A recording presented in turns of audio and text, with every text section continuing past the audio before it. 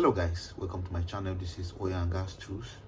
Please do subscribe to my channel for more videos. Thank you so much. What you are seeing in this video is a slick line tool and it's called C1 running tool. C1 running tool is a downhole assembly used in oil and gas, where it's to run and set various types of Becker style lock assemblies like FWZ, RZG, FSG, and so many others.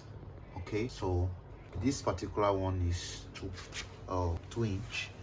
Okay, so this is 2 inch. Okay, now all these holes you are seeing here, this is where your shaping goes in on the plug. Okay, this is where your shaping goes in, so it locks the fishing neck of the plug.